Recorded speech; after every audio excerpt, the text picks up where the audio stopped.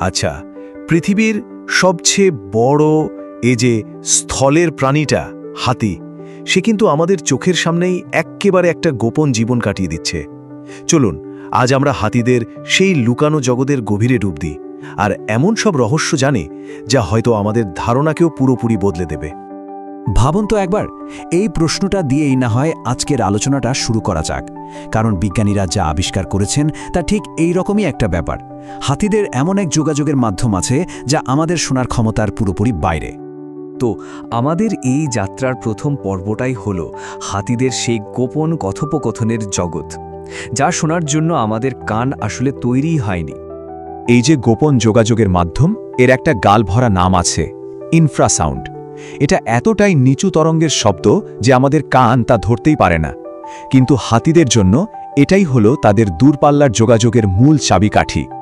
মানে ব্যাপারটা হলো, এই ইনফ্রাসাউন্ড শুধু একটা শব্দ না, এটা আসলে হাতিদের জন্য একটা অদৃশ্য সোশ্যাল নেটওয়ার্কের মতো, যা মাইলের পর মাইল ধরে তাদের পরিবার আর বন্ধুদের এক সুতায় বেঁধে রাখে। এখন এই চার্টটা দেখুন, কি দারুণ ব্যাপার। ঘন জঙ্গলে যেখানে চোখে দেখাই যায় না, সেখানে ওরা প্রায় ৮০০ মিটার দূর পর্যন্ত দিব্যি যোগাযোগ করে। আর সাভানার মতো খোলা জায়গায় সেখানে তো এই দূরত্বটা বেড়ে গিয়ে দাঁড়ায় ৪ কিলোমিটার পর্যন্ত। ভাবা যায়? আর সবচেয়ে অবাক করার মতো বিষয় হলো, রাতের বেলা যখন আবহাওয়া একদম শান্ত থাকে, তখন তাদের শোনার এলাকাটা প্রায় ১০ গুণ বেড়ে যেতে পারে। দিনের বেলা যেখানে ৩০ বর্গ কিলোমিটার, রাতে সেটাই হয়ে যায় ৩০০ বর্গ কিলোমিটার। মানে প্রায় একটা গোটা শহরের সমান এলাকা জুড়ে ওরা একে অপরের সাথে কথা বলতে পারে।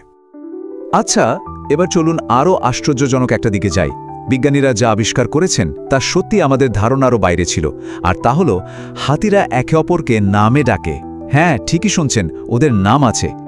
তো স্বাভাবিকভাবে প্রশ্নটা আসে, ওদের এই ডাকগুলো কি এমনিতে একটা সাধারণ অভিবাদন, নাকি আমাদের মতো করে নির্দিষ্ট কাউকে ডাকার জন্য ওরা বিশেষ কোনো শব্দ ব্যবহার করে?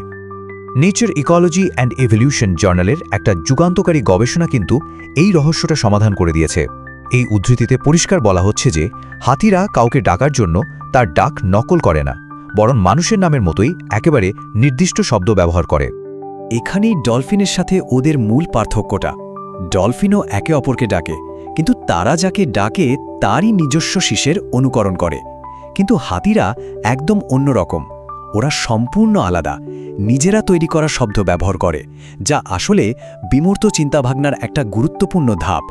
এটা প্রমাণ করে যে ওদের সোচনে সামাজনিক ক্ষমতা আমাদের ধারণার চেয়ে অনেক বেশি উন্নত। হাতিদের এই বুদ্ধিমত্তা কিন্তু শুধু ব্যক্তিগত যোগাযোগের মধ্যেই আটকে নেই, ওদের পুরো সমাজটাই চলে জ্ঞান আর অভিজ্ঞতার উপর ভিত্তি করে। আর এই জ্ঞানের ভাণ্ডারটা হলো বয়স্ক হাতিরা। বিজ্ঞানীরা এই বিষয়টাকে বলেন প্রাণী সংস্কৃতি, মানে এমন কিছু আচরণ যা একটা গোষ্ঠীর সদস্যরা সামাজিকভাবে শেখে এবং এক প্রজন্ম থেকে আরেক প্রজন্মে চালান করে দেয়। আর হাতিদের সমাজে এই সংস্কৃতির ধারক আর বাহক হলো বয়স্ক সদস্যরা, বিশেষ করে সবচেয়ে বয়স্ক নারী হাতি বা মেট্রিয়ার্ক। ওরা যেন এক একটা জীবন্ত লাইব্রেরি। কি থাকে এই লাইব্রেরিতে?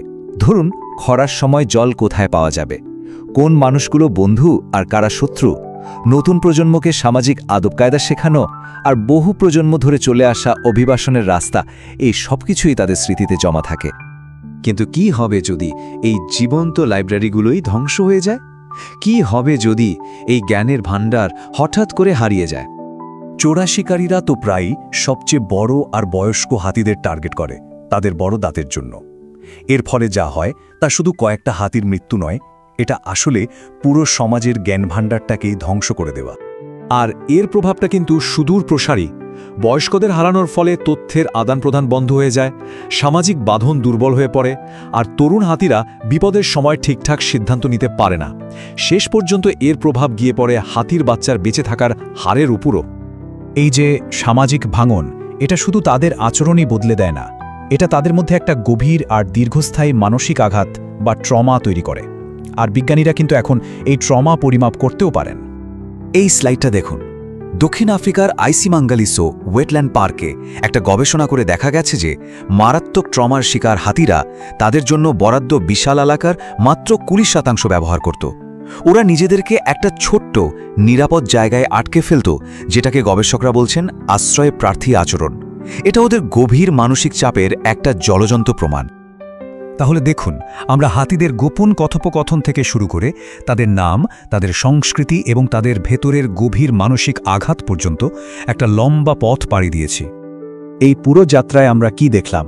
আমরা দেখলাম যে হাতিরা শুধু বিশাল প্রাণীই নয়, ওরা অত্যন্ত বুদ্ধিমান, সংবেদনশীল এবং সাংস্কৃতিকভাবে সমৃদ্ধ এক জীব। ওদের সেই অদেখা কথোপকথন, ব্যক্তিগত নাম, জীবন্ত সংস্কৃতি আর সমাজ ভেঙে যাওয়ার ফলে তৈরি হওয়া গভীর সমা, এই সবকিছুই ওদের জটিল জগতের একটা ছবি আমাদের সামনে তুলে ধরে।